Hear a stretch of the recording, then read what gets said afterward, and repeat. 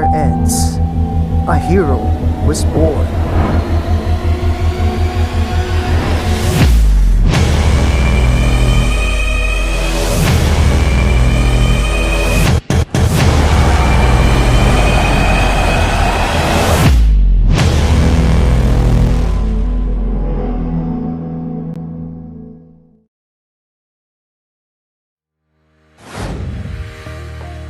Good day everyone, I am Kurt Russell Papustan, and today we will talk about the continuation of the epic poem, the Aeneid. Okay, the Aeneid has 12 books and divided into two halves.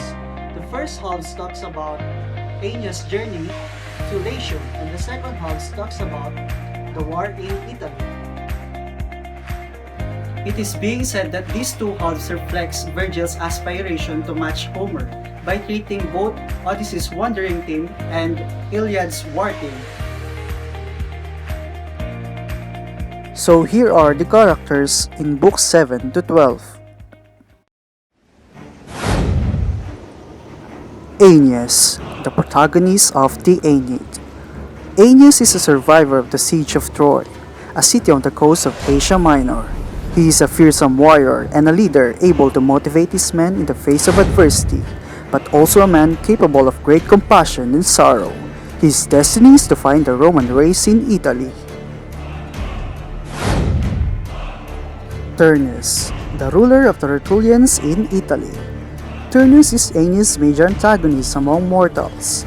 He is Lavinia's leading suitor until Aeneas arrives. This rivalry incites him to wage war against the Trojans, despite Latinus' willingness to allow the Trojans to settle in Latium, and Turnus understanding that he cannot successfully defy fate. He is brass and fearless, a capable soldier who values his honor over his life. Juno, the queen of the gods, the wife and the sister of Jupiter, and the daughter of Saturn. Juno hates the Trojans because of the Trojan parish judgment against her in a beauty contest. She takes out her anger on Aeneas throughout the epic. Venus, the goddess of love and the mother of Aeneas. Venus is the benefactor of the Trojans. She helps her son whenever Juno tries to hurt him, causing conflict among the gods. Anchises, Aeneas' father and a symbol of Aeneas' Trojan heritage. He guides Aeneas through the underworld and showing him what fate has in store for his descendants. Jupiter, the king of the gods and the son of Saturn, directs the general progress of Aeneas' destiny, ensuring that Aeneas is never permanently thrown off his course towards Italy. Evander, king of Pallantium and the father of Pallas. Evander is a sworn enemy of the Latins, and Aeneas befriends him and secures his assistance in the battles against Turnus. Pallas, son of Evander. Pallas eventually dies in the battle at the hands of Turnus, causing Aeneas and Evander great grief. Latinus, the king of the Latins. Latinus allows Aeneas into his kingdom and encouraged him to become a suitor of Lavinia. Ascanius, Aeneas' young son by his first wife Creusa. Ascanius is also called Lulus. Lavinia, Latinus' daughter and a symbol of Latium in general. Lavinia's character is not developed in the poem. She is important only as the object of the Trojan-Latin struggle. Vulcan, god of fire and the forge, and husband of Venus. Venus urges Vulcan to craft a superior set of arms for Aeneas, and gift serves Aeneas well in his battle with Turnus. Amata, queen of Laurentum, and the wife of Latinus. Amata opposes the marriage of Lavinia to Aeneas and remains loyal throughout Turnus. Alecto, one of the Furies and deities who avenge sins sent by Juno. And lastly, Camilla, the leader of the Volscians, a race of warrior maidens. Camilla is perhaps the only strong mortal female character in the epic. The setting of the epic poem is in Italy. Let's proceed to the summary of books 7 to 12 of the Aeneid.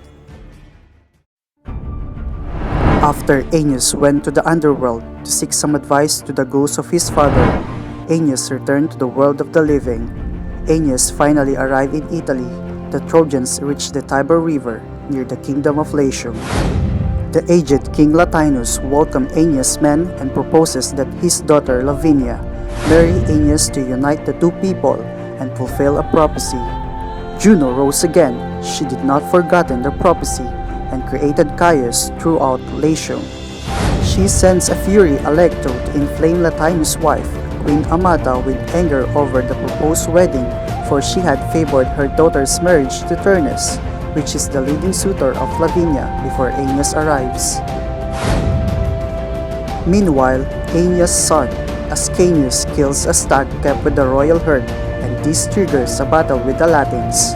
Both sides marshals their forces, and King Latinus withdraws into his palace. Aeneas is seeking for allies, so he visits King Evander and his son Pallas. Evander entrusts his son to him, and Venus brings Aeneas a set of armor forged by her divine husband, Vulcan. While Aeneas is visiting Evander, Turnus attacks the Trojan camp.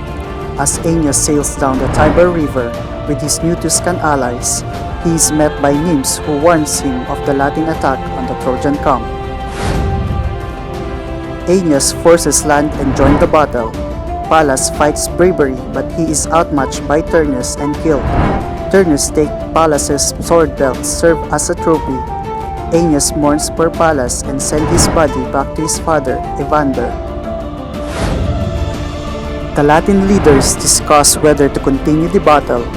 They come up with the decision of hand-to-hand battle between Aeneas and his leading enemy. Turnus offers a duel with Aeneas. Meanwhile, the leader of the Volscians, Camilla, leads the battle against the Trojans and is slain. The battle breaks out and Aeneas is wounded on his thigh. After his wound is healed by his mother Venus, he returns to the battle and leads the Trojans in an attack upon the Latin city.